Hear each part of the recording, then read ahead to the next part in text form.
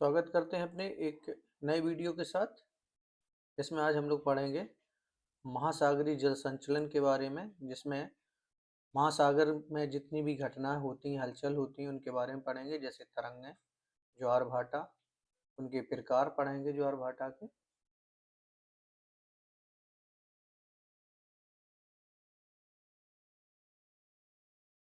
सबसे पहले देखें कि महासागरीय जल स्थिर न होकर एक गतिमान है। इसकी भौतिक विशेषताएं जैसे तापमान, खारापन, घनत्व तथा वह बल जैसे सूर्य, चंद्रमा तथा वायु अपने प्रभाव से महासागरीय जल को गति प्रदान करते हैं। महासागरीय जल में क्षैतिज व ऊर्ध्वाधर दोनों प्रकार की गतियां होती हैं। महासागरीय धाराएं और लहरें क्षैतिज गति से संबंधित हैं, यानी जो धाराएं और लहरें जो हैं वो क्षैतिज गति से संबंधित हैं। ज्वार भाटा जो है वो ऊर्ध्वाधर गति से संबंधित है।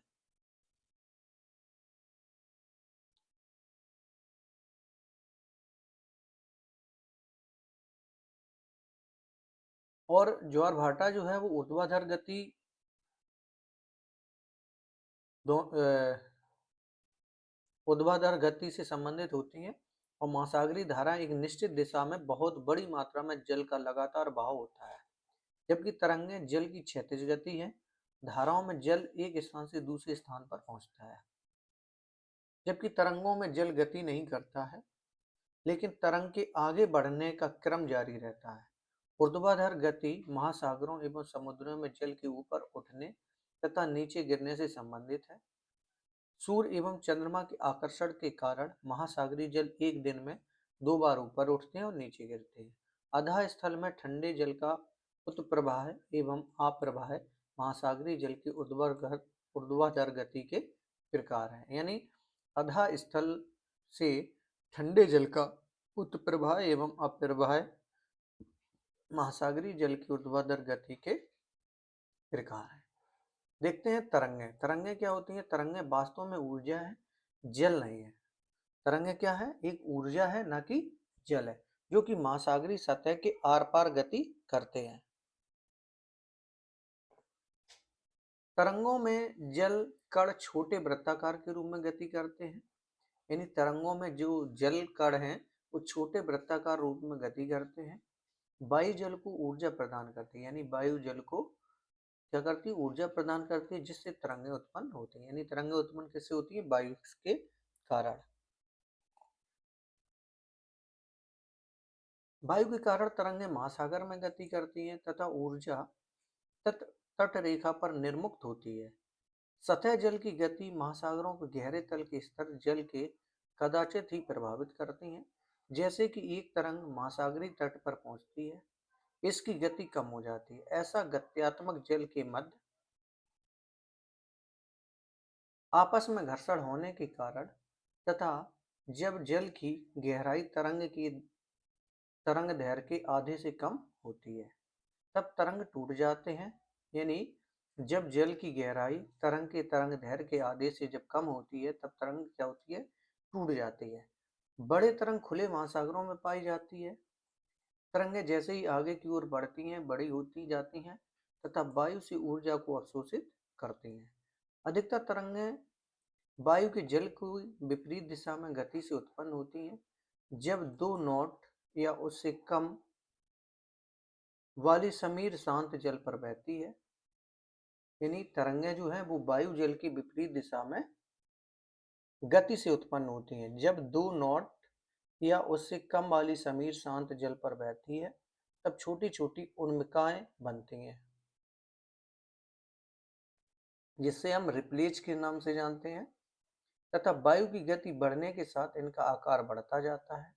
जब तक इनके टूटने के सफेद बुलबुले नहीं बन जाते, तट के पास पहुंचने, टूटने तथा सफेद बुलबुलों में सर्प की भांति घुलने से पहले तरंगों हजारों किलोमीटर की यात्रा करती हैं।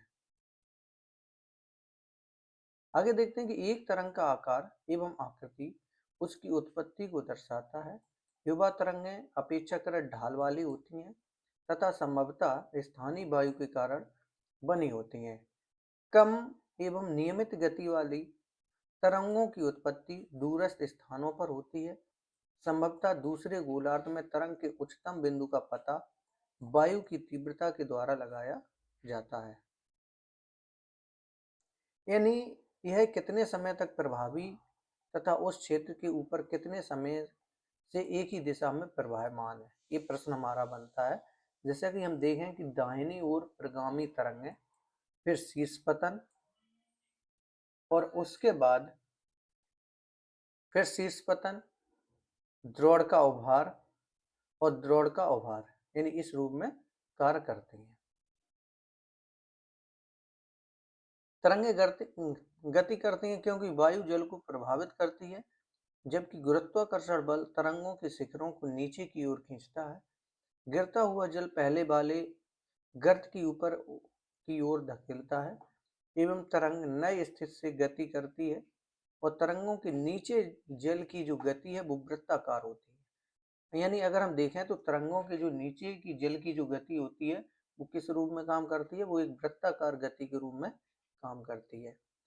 यह इंगित करता है कि आती हुई तरंग पर वस्तुओं का वहन आगे तथा ऊपर की ओर होता है।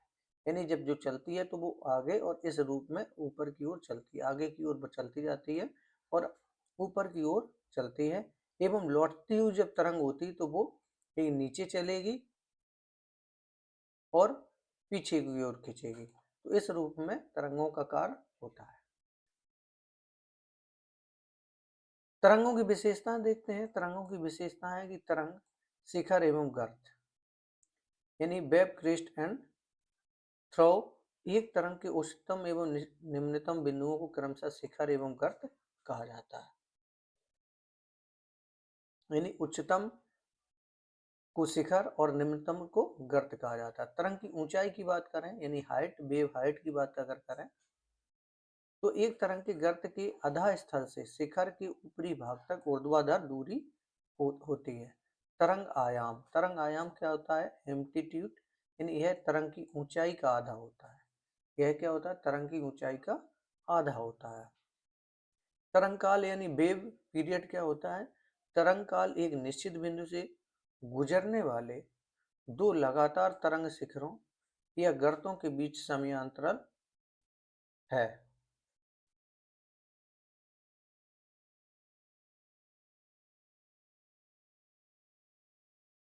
देखते हैं तरंग दैर्घ्य। यह दो लगातार शिखरों या गर्तों के बीच की क्षैतिज दूरी है। तरंग दैर्घ्य क्या है? तरंग दैर्घ्य है कि यह दो लगातार शिखरों या गर्तों के बीच की क्षैतिज दूरी है। तरंग गति क्या होती है? जल के माध्यम से तरंग की गति करने की दर को तरंग कहते हैं तथा इसे नॉट में मापा जाता है। यानी तरंग को किससे मापा जाता है? नॉट में मापा जाता है। तरंग आवृत्ति क्या होता है? यह एक सेकंड के समय अंतराल में दिए गए बिंदु से गुजरने वाली तरंगों की संख्या है। यानी एक सेकंड में एक बिंदु से कितनी तरंगों का वहां से स्पीड यानी गुजरना होता है, वो हमें तरंग आवृत्ति कहलाती है। आयाम क्या होता है? तरंग की ऊंचाई का आधा होता है। तरंग काल क्या होता है? तरंग काल एक निश्चित बिंदु से गुजरने वाले दो लगातार तरंग शिखरों या गर्तों के बीच का समय अंतराल है। यानी जब लगातार जो दो गुजरते हैं तरंगे, जिसमें शिखर और गर्तों के बीच की समय अंतर को हम किस नाम से जानते हैं? उसे हम जानते हैं तरंग काल के नाम से। चलिए आगे देखते हैं। अब हम पढ़ते हैं ज्वार भाटा। ज्वार भाटा क्या होता है कि चंद्रमा एवं सूर्य के आकर्षण के कारण दिन में एक बार या दो बार समुद्र तल का नियत कालक उठने या गिरने को हम ज्वार भाटा कहते हैं। ज्वार जलवायु संबंधी प्रभावों यानी वायु एवं वायुमंडलीय दाब में परिवर्तन के कारण जल की गति को मोहर्म यानी सर्ज के नाम से जाना जाता है। यानी वायु एवं वायुमंडलीय दाब में जो परिवर्तन होता है उसके कारण जल की जो गति होती है उसको हम महोर्म या सर्ज के नाम से जानते हैं। महोर्म जो है वो ज्वार भाटाओं की तरह नियमित नहीं होते हैं। ज्वार भाटाओं का स्थानिक एवं कालिक रूप में अध्ययन बहुत ही जटिल है, क्योंकि इसके आवृत्ति, परिमाण एवं ऊंचाई में बहुत अधिक भिन्नता हमें देखने को मिलती है। चंद्रमा के गुरुत्वाकर्षण के कारण तथा कुछ हद तक सूर्य के गुरुत्वाकर्षण द्वारा ज्वार भाटाओं की उत्पत्ति होती है, यानी चंद्रमा के गुरुत्वाकर्षण के कारण तथा कुछ हद तक सूर्य के गुरुत्वाकर्षण द्वारा ज्वार भाटाओं की उत्पत्ति होती है। दूसरा कारक देखें तो अपकेंद्री बल है, जो कि गुरुत्वाकर्षण को संतुलित करता है, और गुरुत्वाकर्षण बल तथा अपकेंद्री बल दोनों मिलकर पृथ्वी पर दो महत्वपूर्ण ज्वार भाटाओं को उत्पन्न करने के लिए उत्तरदायी होता है। यानी जो अपकेंद्री बल है, जो कि गुरुत्वाकर्षण को संतुलित करता है, और गुरुत्वाकर्षण बल तथा अपकेंद्री बल दोनों मिलकर एक पृथ्वी पर दो महत्वपूर्ण ज्वार भाटाओं को उत्पन्न करने के लिए उत्तरदायी है। चंद्रमा की एक तरफ वाले पृथ्वी के भाग पर एक ज्वार भाटा उत्पन्न होती है। जब विपरीत भाग पर चंद्रमा का गुरुत्वीय आकर्षण बल उसकी दूरी के कारण कम होता है, तब अपकेंद्री बल दूसरी तरफ ज्वार उत्पन्न करता है। यानी जब विपरीत भाग पर चंद्रमा का, फिर से समझो, चंद्रमा की तरफ वाले पृथ्वी के भाग पर एक ज्वार भाटा उत्पन्न होता है, और जब विपरीत भाग पर चंद्रमा का गुरुत्वीय आकर्षण बल उसकी दूरी के कारण कम होता है, तब अपकेंद्री बल दूसरी तरफ ज्वार उत्पन्न होता है। ज्वार उत्पन्न करने वाले बल इन दो बलों के बीच के अंतर है, यानी चंद्रमा का गुरुत्वीय आकर्षण तथा अपकेंद्र बल। पृथ्वी के धरातल पर चंद्रमा के निकट अगर हम देखें तो जैसे कि ये हमारी पृथ्वी है, ये हमारा चंद्रमा है, तो यहाँ पर एक गुरुत्वाकर्षण बल लग रहा है,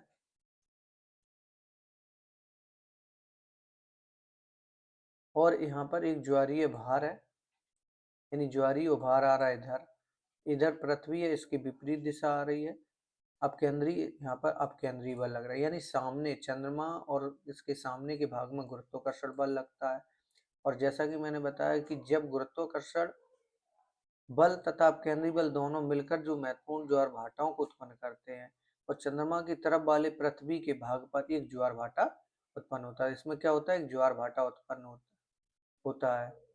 जब विपरीत भाग पर चंद्रमा का गुरुत्वीय आकर्षण बल उसकी दूरी के अनुसार कम होता है, तब अपकेंद्री बल, यानी यहाँ पर क्या लगता है, अपकेंद्री बल का प्रयोग होता है, जैसा कि दिया गया है। इस प्रकार से ये दोनों की क्रियाएं हैं। चलिए अब देखते हैं, यानी चंद्रमा के निकट वाले भागों में अपकेंद्रीकरण बल की अपेक्षा गुरुत्वाकर्षण बल अधिक होता है, और इसलिए यह बल चंद्रमा की ओर ज्वारीय उभार का कारण है।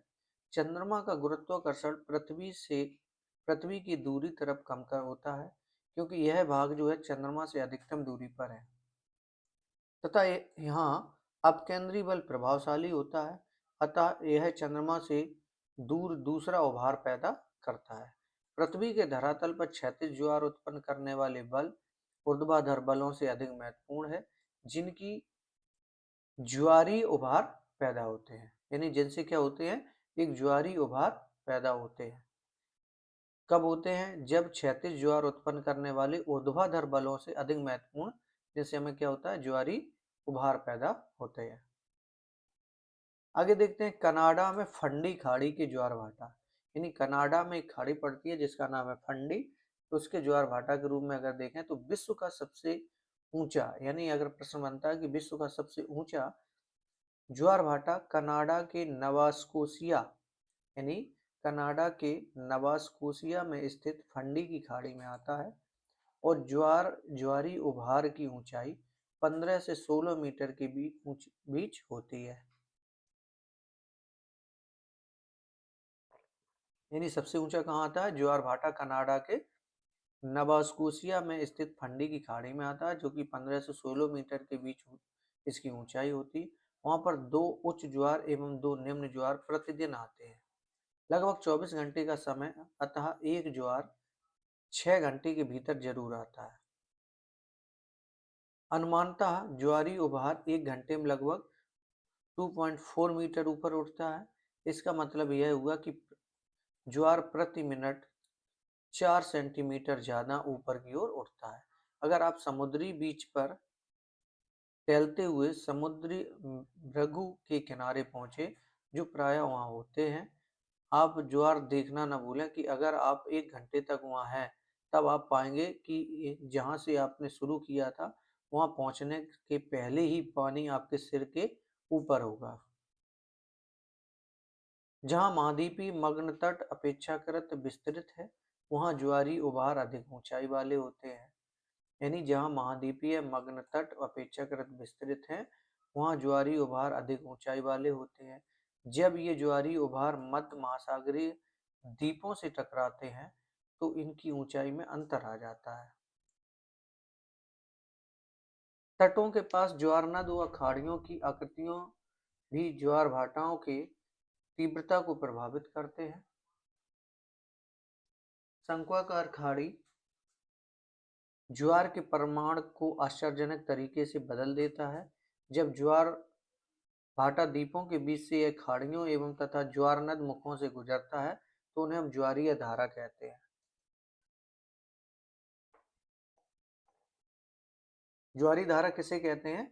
जब ज्वार भाटा जो द्वीपों के बीच से या खाड़ियों तथा ज्वारनद के मुखों से जब गुजरता है, तो उन्हें हम ज्वारीय धारा के नाम से जानते हैं।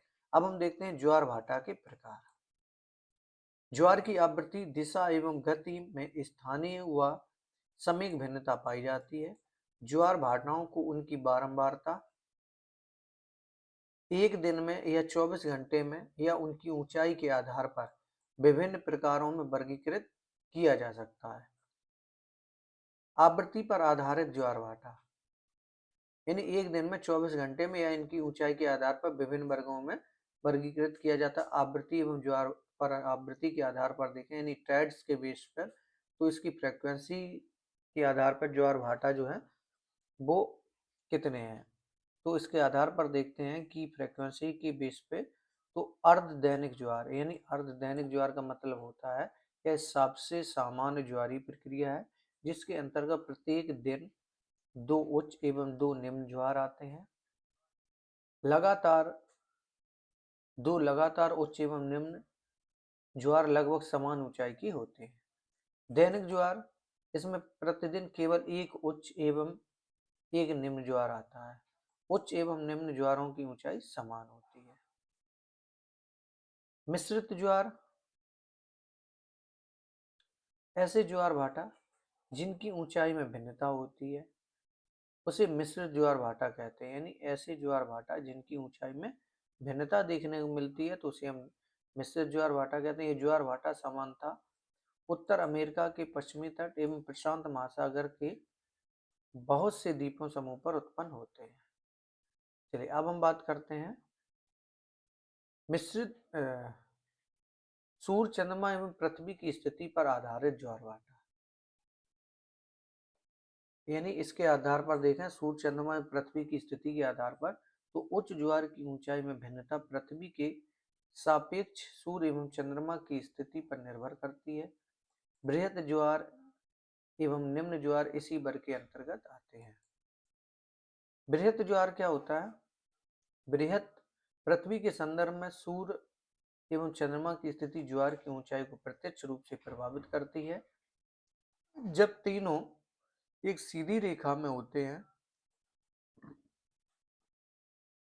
तब ज्वारी उभार अधिकतम होगा। इनकी बृहत ज्वार भाटा कहते हैं। इनको क्या कहते हैं? बृहत ज्वार भाटा कहते हैं। तथा ऐसा महीने में 2 बार होता है, पूर्णिमा के समय तथा दूसरा अमावस्या के समय। निम्न ज्वार क्या होता है? सामान्य बृहत एवं ज्वार निम्न ज्वार के बीच 7 दिन का अंतर होता है। इस समय चंद्रमा एवं सूर्य के एक दूसरे के समकोण पर होते हैं तथा सूर्य एवं चंद्रमा के गुरुत्व बल एक दूसरे के विरुद्ध कार्य करते हैं। चंद्रमा का आकर्षण सूर्य के दोगुने से अधिक होता है। यह बल सूर्य के गुरुत्वाकर्षण के समक्ष धूमिल हो जाता है। चंद्रमा का आकर्षण अधिक इसलिए है क्योंकि वह पृथ्वी के अधिक निकट है। महीने में 1 बार जब चंद्रमा पृथ्वी के सबसे नजदीक होता है, तब हम उसको उपभू कहते हैं। क्या कहते हैं? उपभू कहते हैं।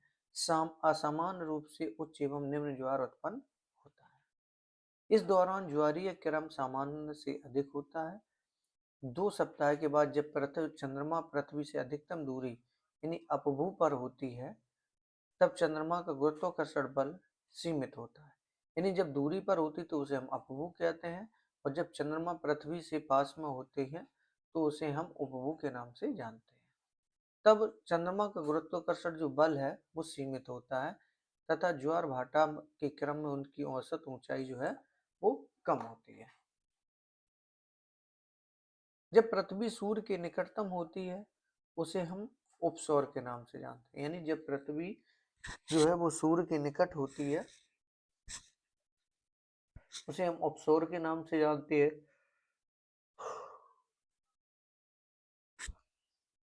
जो कि कब होती है? साल में 3 जनवरी के आसपास जो है उच्च एवं निम्न ज्वारों के क्रम में असमान रूप से अधिक न्यून होते हैं। जब पृथ्वी सूर्य से सबसे दूरी पर होती है तो उसे हम अपसौर के नाम से जानते हैं, और जो कि ये प्रत्येक वर्ष 4 जुलाई के आसपास ज्वार के क्रम औसत की अपेक्षा कम होते हैं। उच्च ज्वार और निम्न ज्वार के बीच का समय जल स्तर गिराता है भाटा कहलाता है। यानी उच्च ज्वार व निम्न ज्वार के बीच का जो समय है जब जल स्तर गिरता है तब उसे हम भाटा कहते हैं।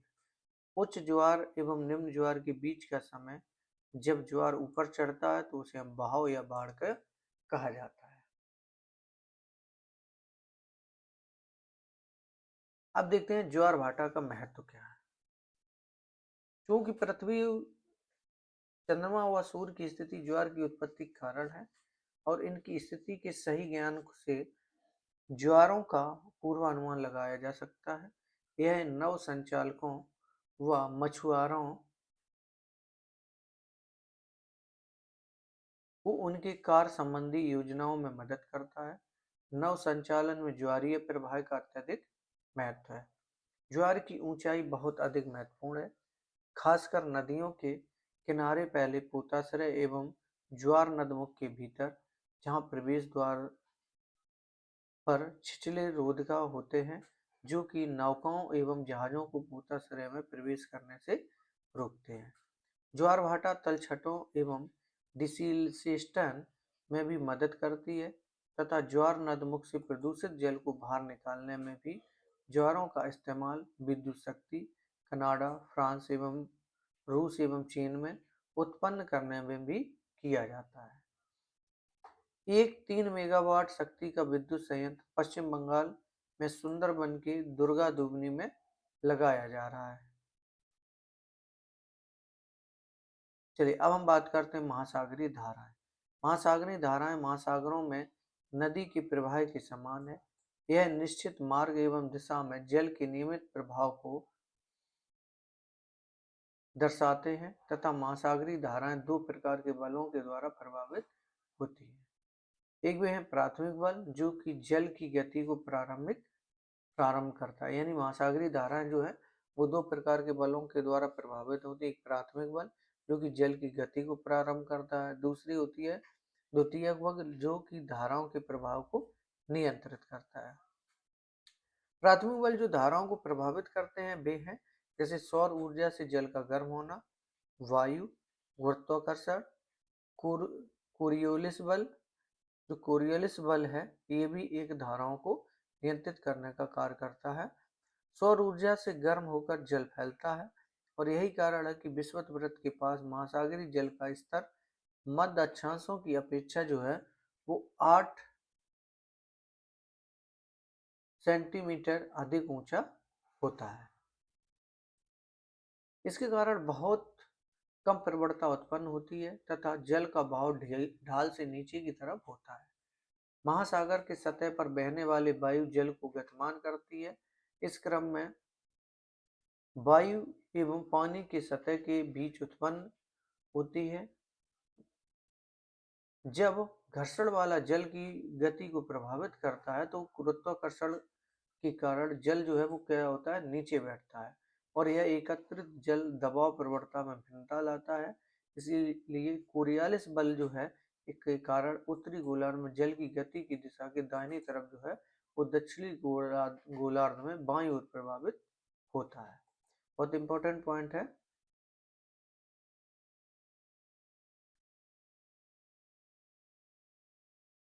आगे देखते हैं कि दक्षिणी गोलार्ध में बाईं ओर प्रभावित जब होता है तथा उनके चारों ओर बहाव को हम बलय कहा करते हैं और इसके कारण सभी महासागरीय बेसिनों में बृहत वृत्ताकार धाराएं उत्पन्न होती हैं। पानी में घनत्व में अंतर महासागरीय जल धाराओं की ऊर्ध्वाधर गति को प्रभावित करता है। अधिक खारा जल निम्न खारे जल की अपेक्षा ज्यादा सघन होता है तथा इसी प्रकार ठंडा जल गर्म जल की अपेक्षा अधिक सघन होता है। सघन जल नीचे बैठता है जबकि हल्के जल की प्रवृत्ति ऊपर उठने लगती है। ठंडे जल वाली महासागरीय धाराएं तब उत्पन्न होती हैं जब ध्रुवों के पास वाले जल नीचे बैठते हैं एवं धीरे धीरे विषुवत वृत्त की ओर गति करते हैं। गर्म जल धाराएं विषुवत वृत्त से सतह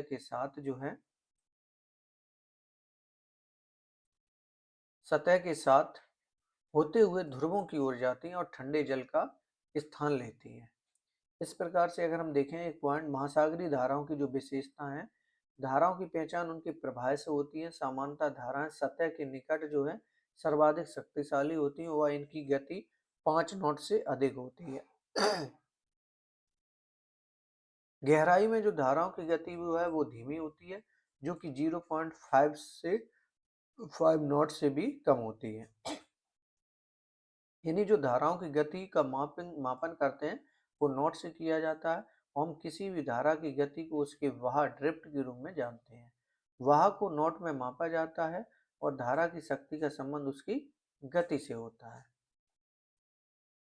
अगर हम देखें तो ये हमारी धाराएं हैं जिनको हम अच्छे महत्वपूर्ण रूप से समझ सकते हैं, जैसे कि ये अलास्का धारा, कैलिफोर्निया जल धारा जो कि उत्तर प्रशांत महासागरीय की है, लेब्राडोर धारा, गल्फ स्ट्रीम, कनारी धारा, उत्तरी विस्वती धारा, उत्तरी विस्वती धारा, विस्वती प्रतिरोध, यानी इस प्रकार से ब्राजील धारा, फॉकलैंड धारा, ये सभी धाराएं हैं। अब हम बात करते हैं महासागरीय धाराओं के प्रकारों के बारे में जानेंगे। तो महासागरीय धाराओं की उनकी गहराई के आधार पर ऊपरी या सतही जलधारा और गहरी जलधारा में वर्गीकृत किया जा सकता है। ऊपरी जलधारा यानी महासागरीय जल का 10% भाग सतही या ऊपरी जलधारा है। यह धाराएं महासागरों में 400 मीटर की गहराई तक उपस्थित है। गहराई, दूसरी बात करते हैं कि गहरी जलधारा जो है वो महासागरीय जल का 90% भाग गहरी जलधारा के रूप में है। ये जो जलधाराएं हैं महासागरों में घनत्व और गुरुत्व की भिन्नता के कारण बहती हैं।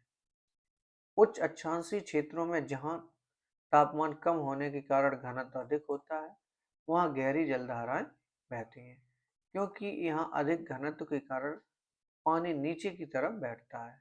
महासागरीय धाराओं को तापमान के आधार पर गर्म व ठंडी जलधाराओं में वर्गीकृत किया जाता है।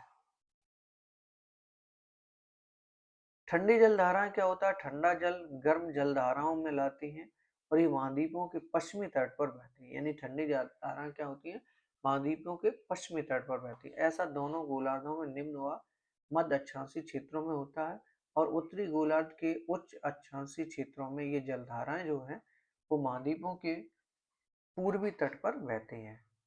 गर्म जलधाराएं गर्म जल की ठंडी जलधाराओं में क्षेत्रों में पहुंचती हैं और प्रायः महाद्वीपों के पूर्वी तटों पर बहते हैं। दोनों गोलार्धों के निम्न व मध्य अक्षांशीय क्षेत्रों में या उत्तरी गोलार्ध में ये जलधाराएं उच्च अक्षांशीय क्षेत्रों में महाद्वीपों के पश्चिमी तट पर बहती हैं।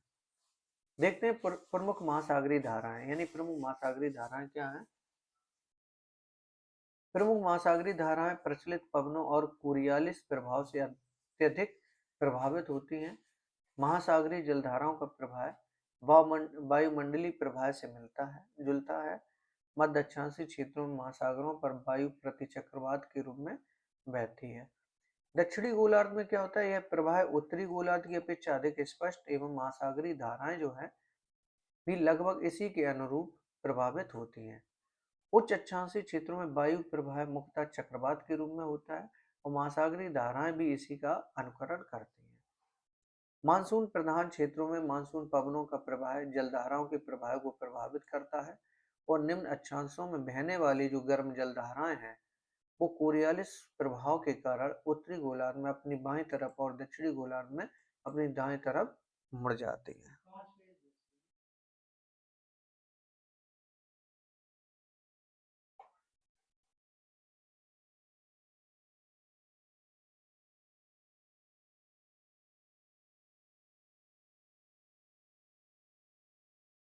महासागरीय जलधाराएं भी वायुमंडलीय प्रवाह की भांति गर्म अक्षांशों से ऊष्मा को स्थानांतरित करते हैं।